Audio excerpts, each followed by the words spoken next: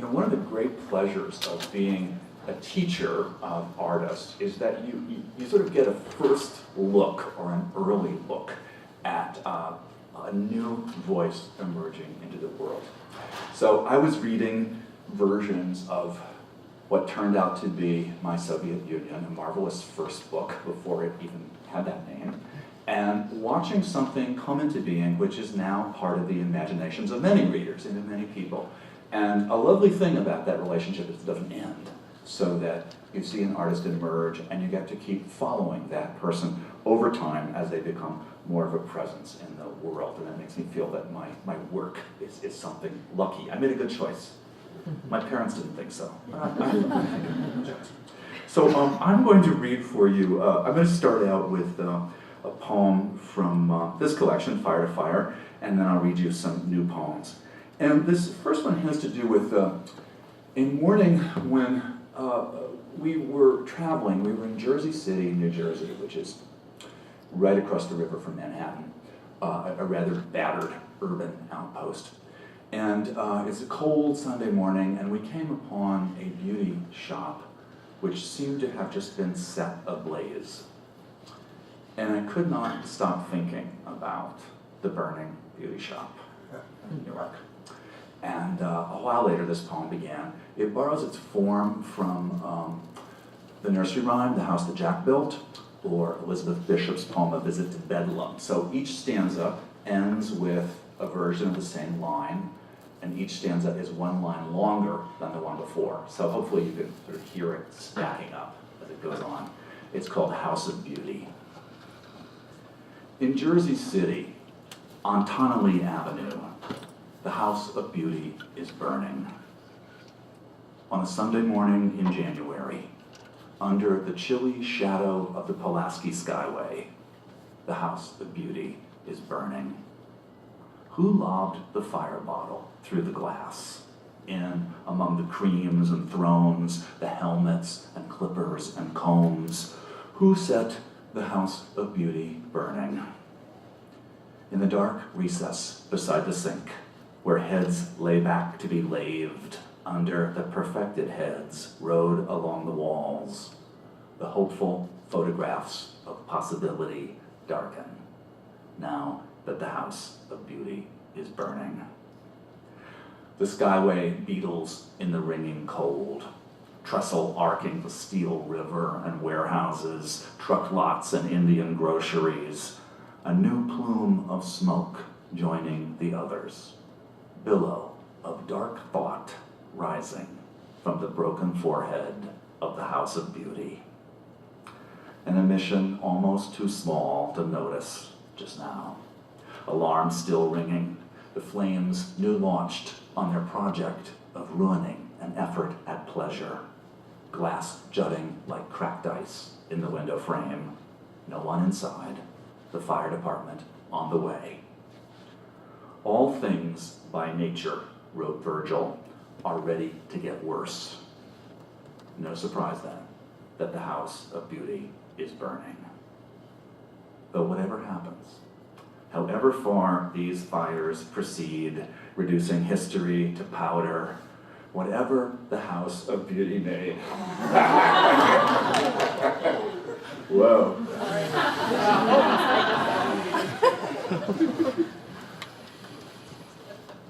However far these fires proceed, reducing history to powder, whatever the House of Beauty made is untouchable now. Nothing can undo so many heads made lovely, or at least acceptable. So much shapelessness given what are called permanence, though nothing holds a fixed form. Bring on the flames. What does it matter if the house is burning? Propose a new beauty, perennially unhoused. Neither the lost things, nor the fire itself, but the objects in their dresses of disaster. Anything clothed in its own passage. Padded vinyl chair burst into smoky tongues. Lucite helmet sagged to a new version of its dome. Our black bridge, a charred rainbow on iron legs, two ruby eyes glowering from its crown. If beauty is burning, what could you save? The house of beauty is a house of flames. I don't know if that was like a technological comment on the poem, divine intervention, or this. I'm really scared of these high-tech podiums. You know, once I was giving a reading at one of these, I turned on the computer and an entire program began. So I should tell you that that poem owes a little debt to the great French poet Jean Cocteau, who was asked by a journalist, if your apartment was on fire, what would you save? And he said, I would save the flames. I'm sure that isn't true, you know, that's what he would have done, but it's a great line. So these are some new poems, some of them began earlier this year when I spent a quarter teaching at Stanford as a guest, and so I was out in the Bay Area and wandering around on the West Coast looking at little towns and landscapes. This poem takes it as its title, the name of one of those little places. It's called Pescadero. The little goats like my mouth and fingers, and one stands up against the wire fence and taps on the fence board a hoof made blacker by the dirt of the field, pushes her mouth forward to my mouth so that I can see the smallish squared seeds of her teeth and the bristle whiskers, and then she kisses me, though I know it doesn't mean kiss. Then leans her head way back, arcing her spine, goat yoga, all pleasure and greeting, and then good-natured indifference. She loves me. She likes me a lot. She takes interest in me. She doesn't know me at all, or need to, having thus acknowledged me, though I am all happiness, since I have been welcomed by the field's small envoy, and the splayed hoof, fragrant with soil, has rested on the fence board beside my hand.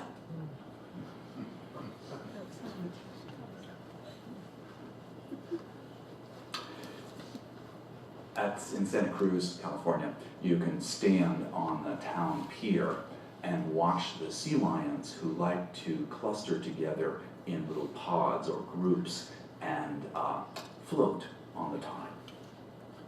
Perfect repose. Turning so effortlessly you wouldn't call it that, what they do. Sliding easily over, a kind of oscillation. On their sides, most of them, floating together in their troop, perhaps 25 of them, just off the pier, though you couldn't count them, the sea lions. They curve around one another. Two break away, one joins, the group drifts with the tide. Whose flipper or tail raised to the sun? Whose head lifted out of the green?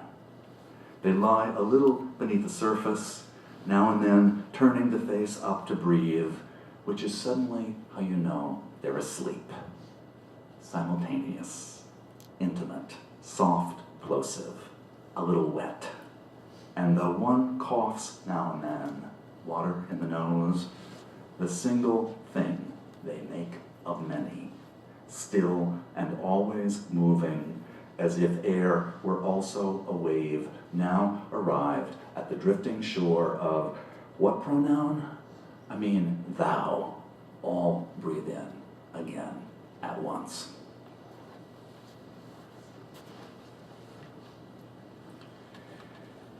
This poem grows out of an experience which I imagine many of you have had, which is that of purchasing a used book without really looking inside, and getting it home and discovering that you have bought somebody else's notes, and that now you can never not pay attention to them. So sadly, this happened to me with an edition of Leaves of Grass, and I was going to teach a particular section of the poem in a workshop. I'd forgotten my copy. I grab it off the shelf at a used bookstore. I open it up. What is the grass? On the margin, in the used text I purchased without opening, pale, green, dutiful vessel, some unconvinced student has written, in a clear, looping hand. Isn't it grass?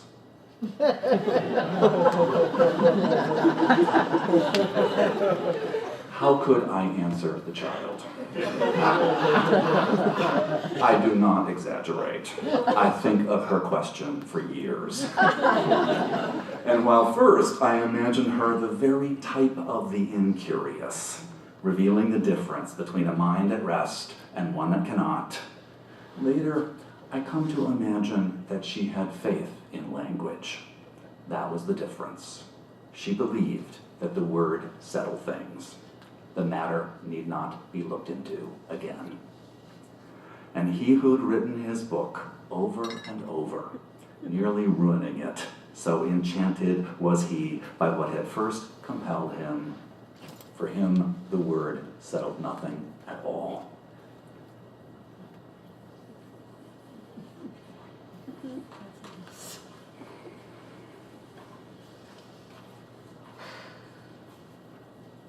So earlier this year, I moved to a new place in the country and found that I had a new garden.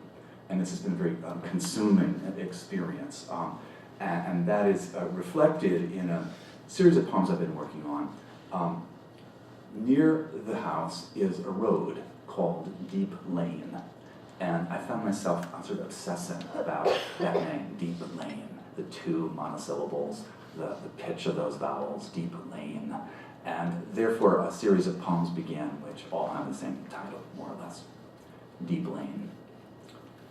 Trying to pick radishes before the rain begins, though the verb's not right.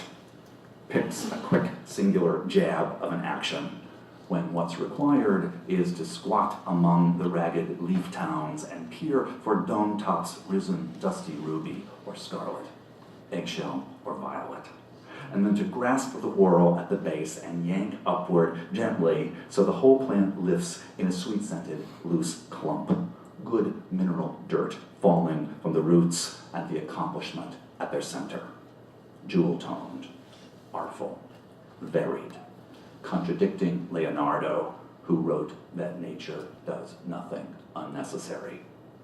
How would he account for this two-toned cylinder, voguish red, giving way near the tip to a ghost swath of muslin? Then the first unsettling rumble to the spatter that's begun to muddy, then wash our hands, gathering body, until it suddenly seems to pass like a wave through the clutch of radishes we're holding. And then we can feel it in our own hands. The force that wrings the air drives through silt possibility from nothing into wet, dirt-speckled presence, the two unlikely bundles of thunder we're holding.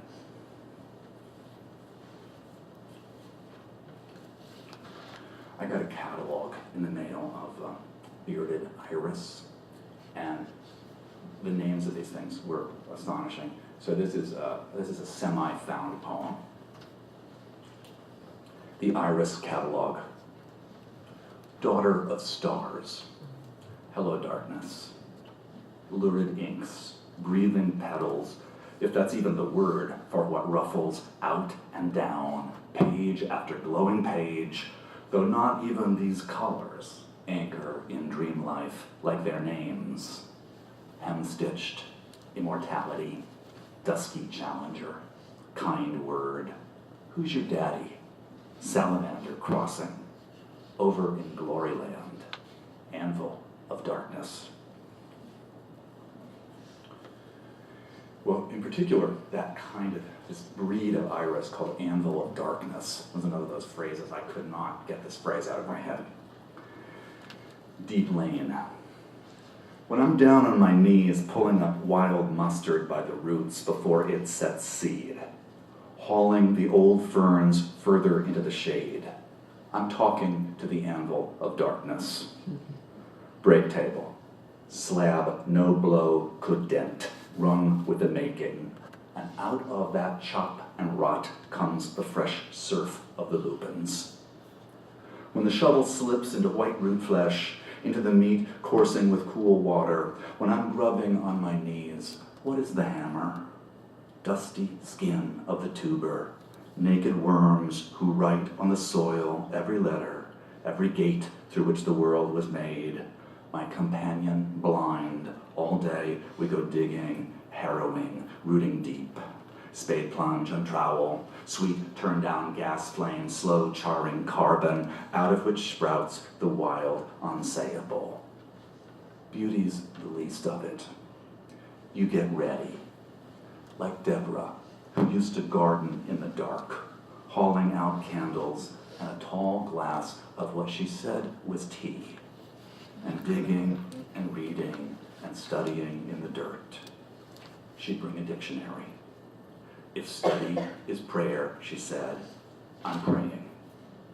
If you've already gone down to the anvil, if you've rested your face on that adamant, maybe you're already changed.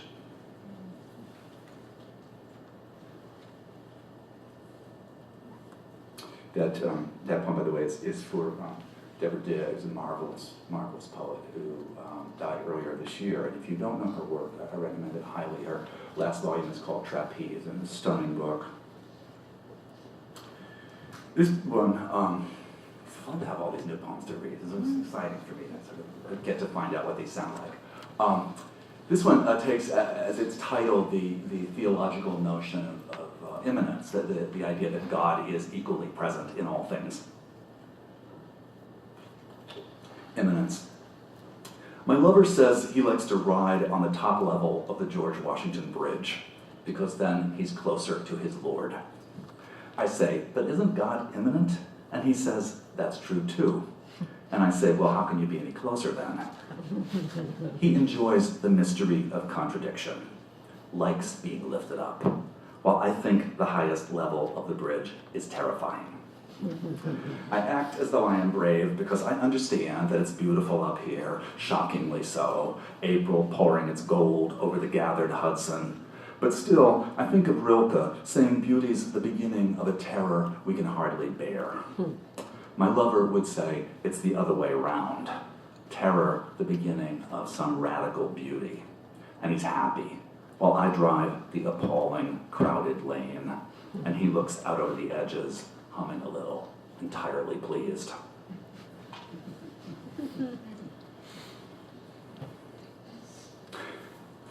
I'm not even sure this one is finished, but I'm going to read you this version simply because it sits, I think, halfway with the previous one. I told you about my guest semester at Stanford, which was fun. I had a much less happy one at Cornell University in Ithaca, New York, which has the worst climate in the planet. It's the darkest, coldest place I've ever been in my life. Ithaca. And of course you know that in the Odyssey, Ulysses is trying desperately to get home to Ithaca, which felt like an irony to me because I could not wait to get out of this place. Ithaca.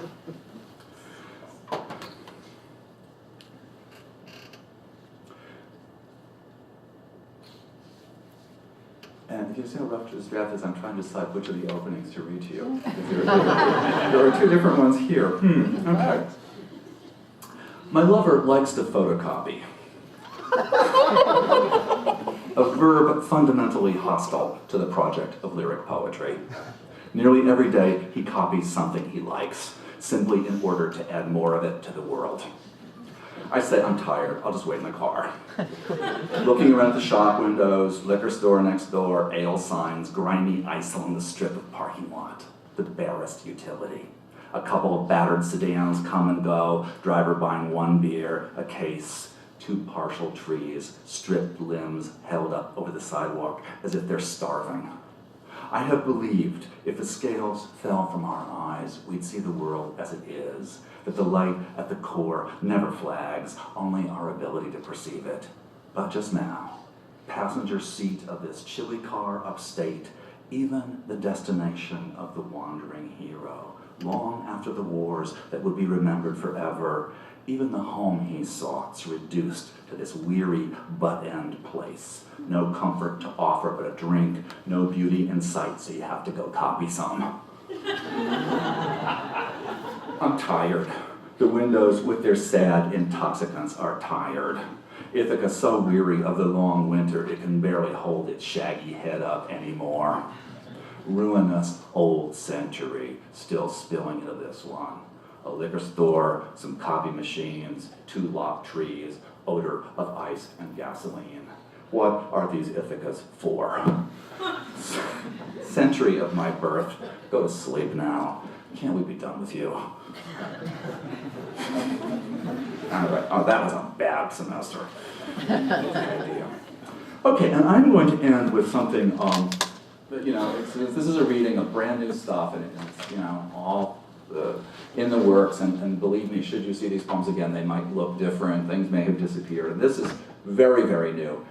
This is a poem that is intended to think about the 20th anniversary of the fall of the Berlin Wall, which is coming up in November. Right? So 20 years ago, that barrier fell dramatically. And if you've never seen it, you can Google Berlin Wall fall, or fall Berlin Wall.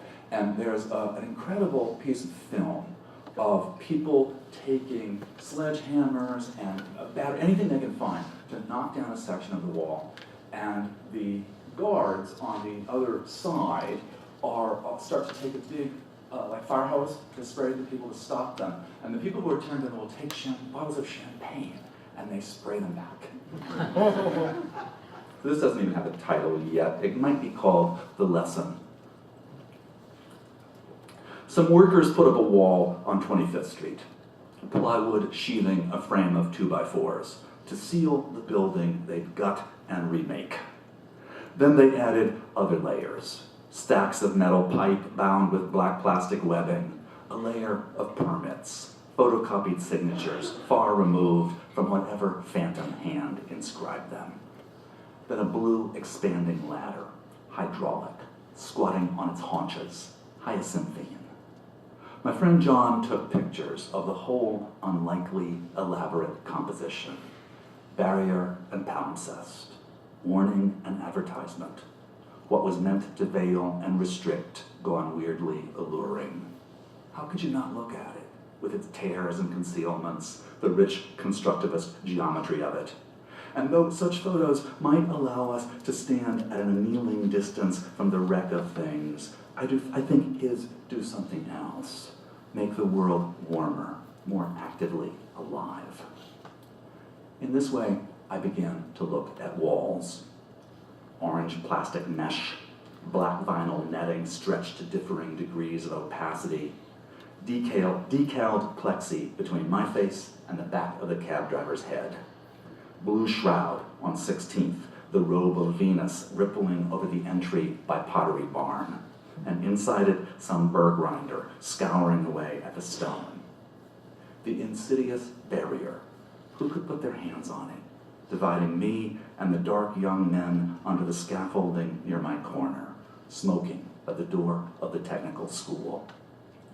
All going back somehow to the story one of my teachers told, voice slipping to a register we never heard before in our bright room's calm rose. How a lover, desperate to reach the beloved on the other side, had strapped himself to the underside of a car among the greases, metal pressing into his face, inches above the pavement. How he tried to refuse, with his own body at least, the sundering of his city. Did he live? Did he ever arrive? I remember only my teacher beginning to weep, and we citizens in our low-slung new school building in Tucson, the desert freshly scraped to make way for us, we didn't understand. What was the lesson? How could she feel so deeply for a city on the other side of the world? Of course, we thought nothing about her life. We were too young to allow her that, or to imagine that what transpired at a great distance, if it had nothing to do with her experience at all, might break her heart. John's pictures brought that back, and how, decades later, the night they first scaled the wall, the people at the top reached down to pull up the others and shouted, "Come on, come on." And when the guards turned the water cannons on them, they sprayed back from open bottles of champagne. Then the broken chunks appeared in the hands of those who had loosened them. Fragments of cement glazed with spray paint, scarred with sledgehammer and chisel, instruments of union in that blossoming hour, complicated, daunting, like John's photographs, a demanding beauty about them. Whatever was scrawled on each one, inscrutable, but perhaps capable of realigning, as words in what language? Something barely spoken yet. Thank you very much.